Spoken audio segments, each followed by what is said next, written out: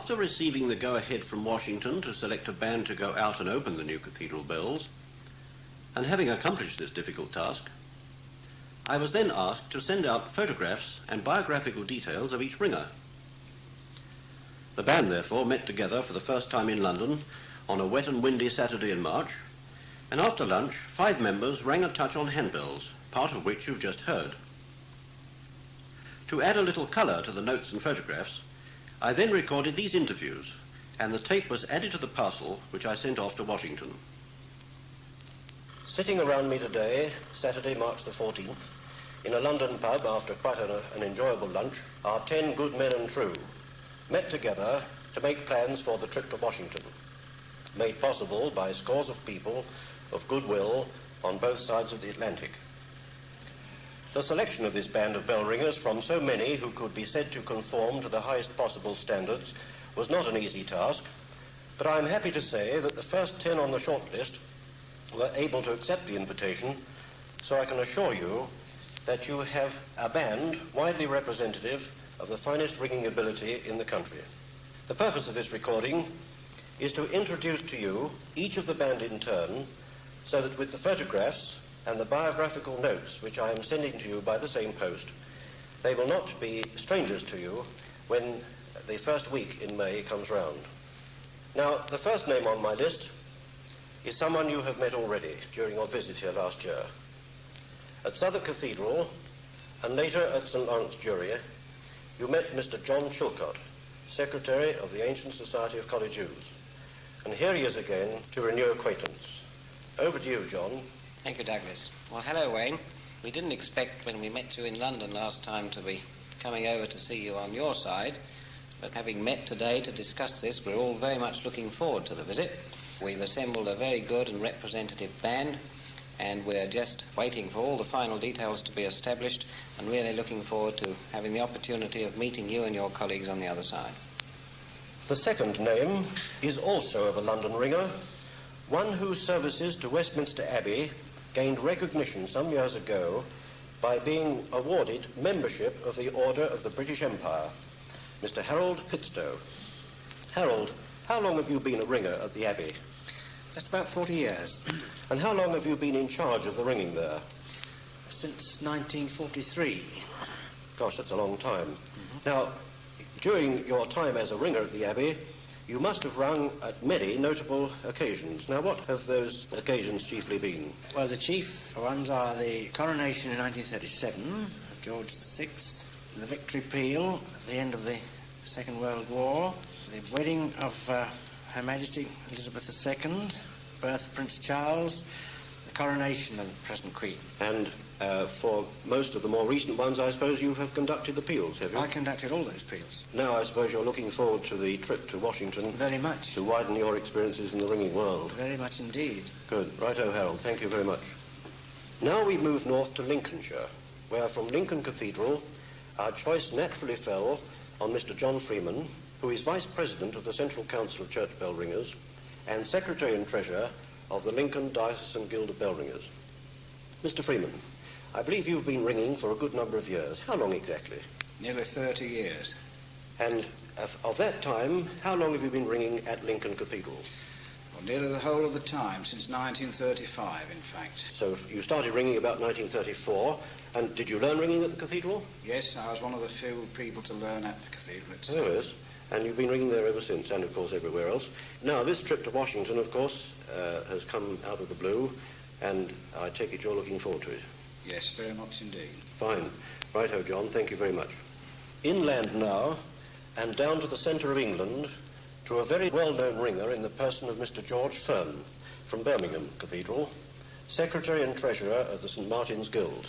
Over to you, George. My position in Birmingham may be unique, as I'm in charge of 2 12-bell towers, one from the Mears and Steinbank, the Whitechapel foundry, and the other from Gillett and Johnson's, which is no longer in existence. I have been Secretary of the St. Martin's Guild for 17 years, and if I complete my 20 years in office, my predecessors having each done 20 years, that will complete a century with 5 secretaries, each having completed 20 years.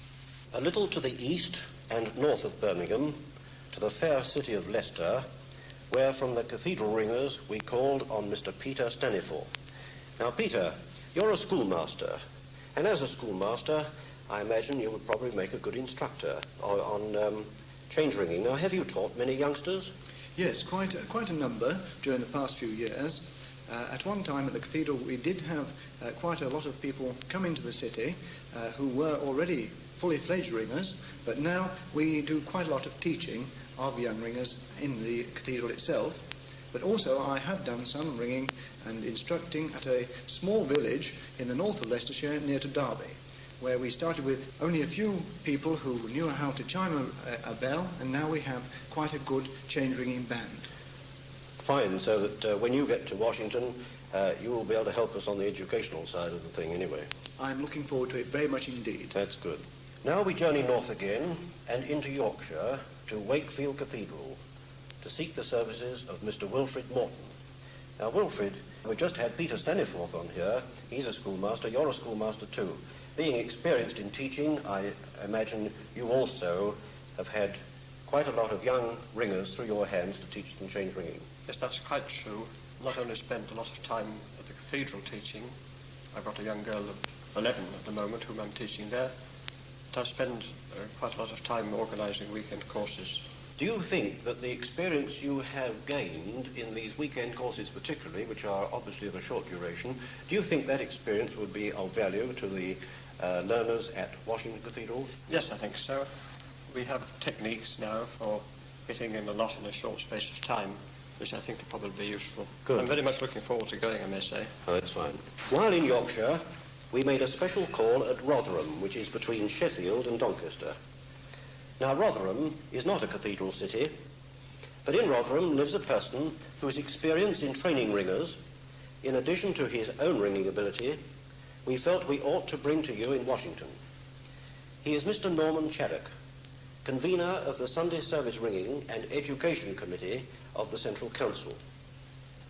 Now, Norman, you're the third schoolmaster we've had in a row, but with your special experience, I was wondering whether you could tell us something of the history of the weekend courses for bell ringing and how they have grown in popularity in recent years.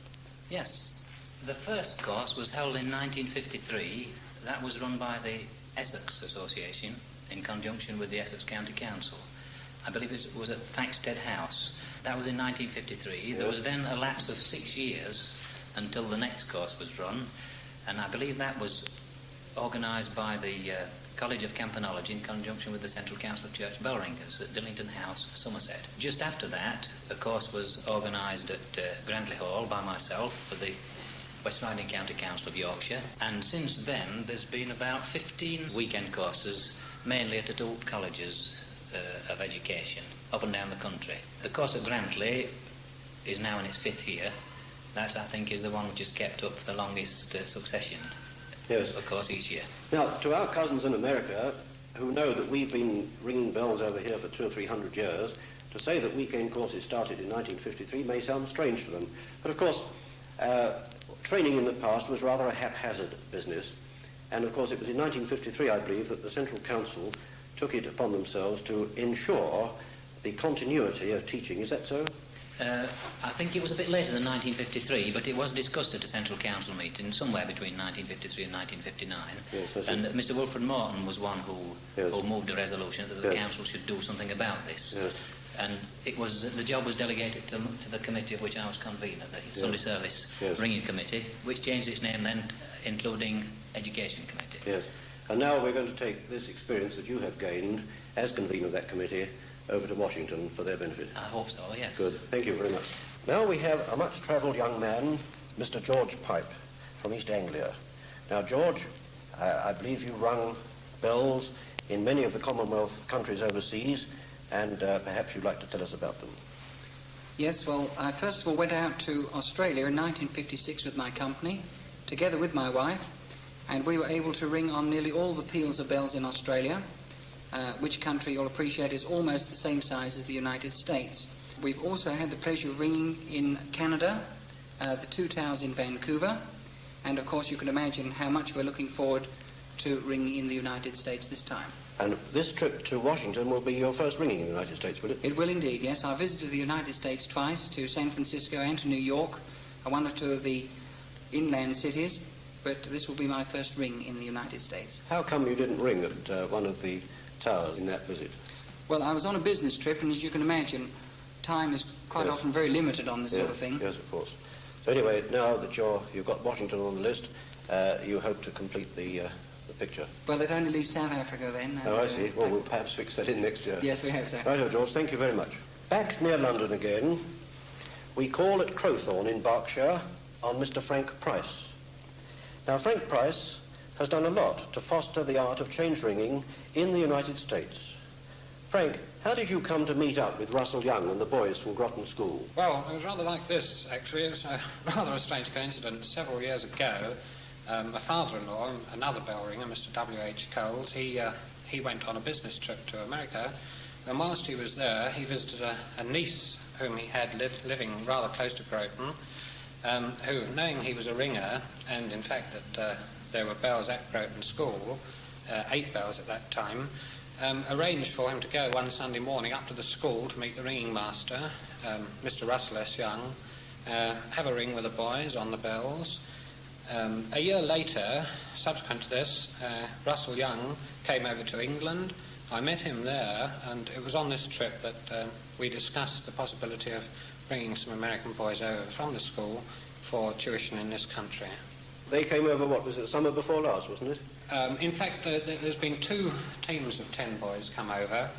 One was in 1960 and the other one in 1962. And how long did they stay? Altogether in this country, almost 3 weeks each time. It was rather difficult, actually, to get over to them as much ringing as we wanted to in this rather short time, especially in view of the fact, of course, they were visiting this country, sightseeing and so on. Whilst they were over here, we had basically 10 days locally in Middlesex and Buckinghamshire and Oxford, where they went ringing at individual towers, and then later, another week, I organised a proper ringing tour somewhere else in the country. I heard a recording taken by the boys recently at Groton School from their ringing, and by Jove, it certainly has made a difference to their striking. Well, I'm rather pleased to hear you say that. In fact, I've been waiting to hear such a record myself. Oh, well, I must let you have this, because I've only had it a few weeks. Yes, it has been promised to us. In fact, on the old bells, this is what I wanted to hear. Oh, yes, I've heard it on the 10. But I'm rather pleased they've done what they have done. And, of course, as you know, on the old 8 bells, after they've gone back, the first team of 10 boys, they went for a peal on the 8 bells, step and triples, with Russell Young as the 9th man conducting it from the centre of the floor. Yes. Unfortunately, due to the rather bad going of the bells, they had to terminate it halfway, so they did succeed, in fact, of bringing half a peal to step. Righto, Frank. Well, thank you very much indeed. Well, Wayne, there's your top 10 ringers. And as time is getting... What was that you said?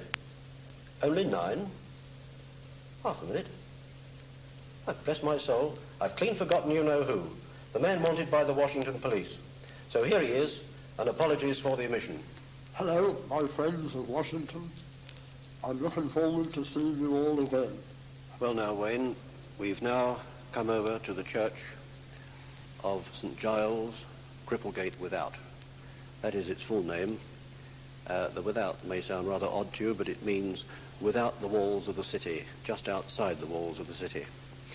Now, in this ancient church, I'm standing now down in the nave, and the ringers have gone up into the ringing chamber to have a pull together. You may just slightly hear them in the background, but I'm inside the church at the moment, which of course is not the best place to hear them. So I'll now go outside and have a listen from there.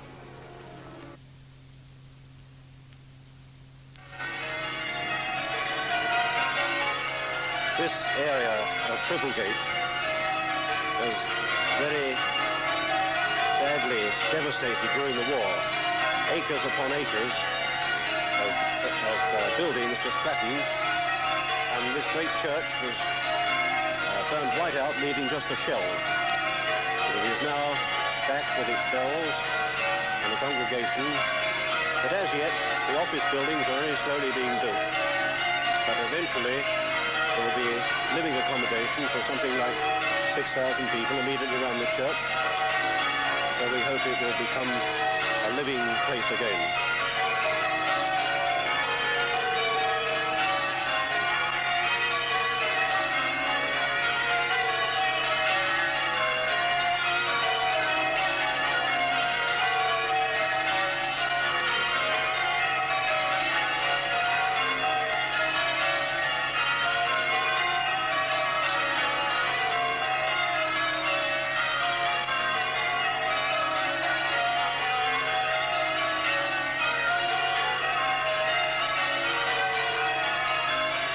From the event we are arranging this afternoon, it's a miserable day, it's pouring with rain, and as I stand here outside this church, I'm surrounded in a sea of mud. Excavating machines are tearing up the earth, concrete mixers are busy at work, and I'm only hoping that you can hear the bells.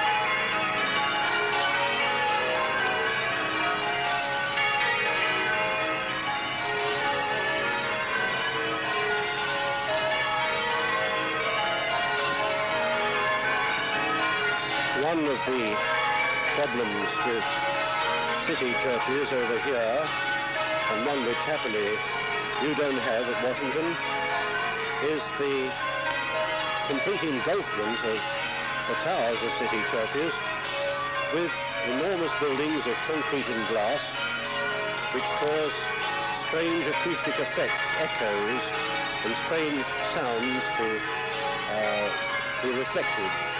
And some of them are quite odd.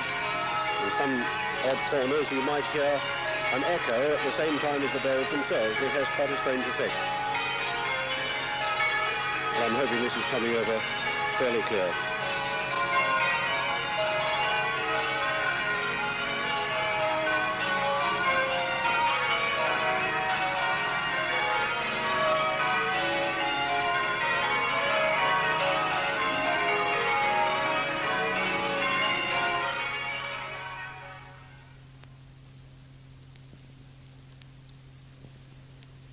After the quarter peal rung on the day of the dedication, the climax of the trip was the peal of Stedman Caters rung on Saturday, May the 9th. The recording starts in the ringing room, as the Dean, the Very Reverend Francis B. Sayer, thanks the band for all they have done and concludes with a prayer. And from this moment on, these bells will, from time to time, on great occasions, otherwise, go clear across, as we say in our old hymn, "See the shining city across the continent." Means a great deal, and I want to wish you Godspeed on your journey home, and good luck on this ring. You've asked me to have a little prayer, and I'm happy to do that. Maybe I will bow our heads. God, our Heavenly Father, Thou who art the majesty of all mankind, Thou who art the author of our labor and of our life, we thank Thee, O God, for that Thou hast given the freedom to praise Thee, to serve Thee here upon earth, and to know one another in the grace of that service. Bless us this day, O Heavenly Father, that as we praise Thee with these bells, Thy light, the wonder of Thy glory, may peal forth from this tower to reach the hearts of all mankind and of this people upon this earth. God, do Thou bless each one of us in our assigned part, each one of us, and all of us together, as we leave this place to span the waters, to reach our homes with safety again. May the Lord bless us and keep us. May the Lord make His face to shine upon us and be gracious unto us. May the Lord lift up the light of his countenance upon us. Grant us his peace this day and forevermore. Amen. Godspeed.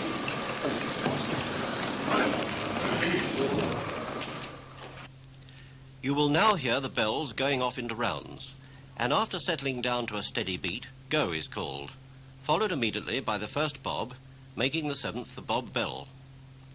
For the benefit of non-ringers, the purpose of a bob is to make one bell take over the work of another instead of following its own path. Although the temperature was 92 degrees and humidity high, the band settled down quickly with an air of calm confidence. The ringing room was theirs alone, in marked contrast to the dedication quarter peal on Thursday, when they were jostled by pressmen, cameramen and well-wishers and distracted by flashbulbs and floodlights. Shortly after the second bob, I tiptoed out of the ringing room, and the rest of the recording was taken from the cathedral roof.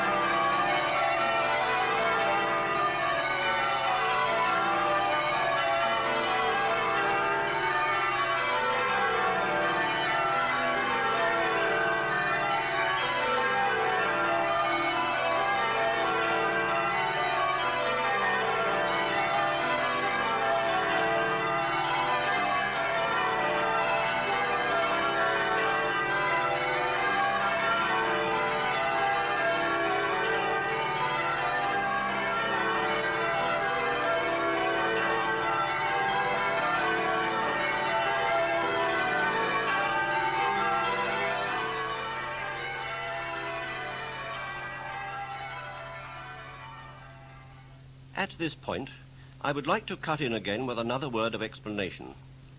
When we sought the Dean's permission to attempt this peal, he was fearful of the effect of 3.5 hours ringing on a populace with little or no background of change ringing. But through the teamwork of his supporters, particularly his associate organist, Mr. Wayne Dirksen, and with the backing of the Washington press, radio and television services, the people were instructed in the mysteries of the art, and interest whipped up in the peal attempt. Would they get it? That was the headline question. The campaign was successful, and as the peal progressed, crowds swelled in the cathedral precincts. Excitement mounted as the estimated time for the end drew near, and as the bells came into rounds, clapping broke out among the ranks of cathedral friends who had joined me on the roof. This was soon followed by cheering as the bells set up, and was taken up by the crowds below. It was indeed a moving moment, heightened finally by the appearance of the band on the stone balconies around the ringing room, as they gazed down at a sea of upturned faces and acknowledged the applause.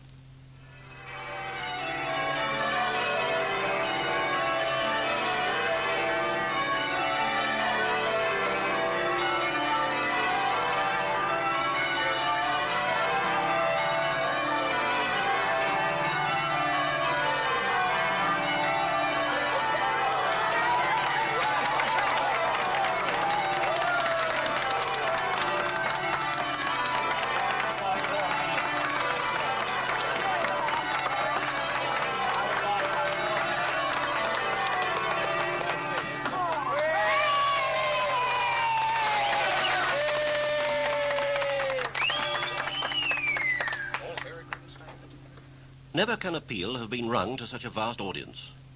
There was, however, little time for congratulation.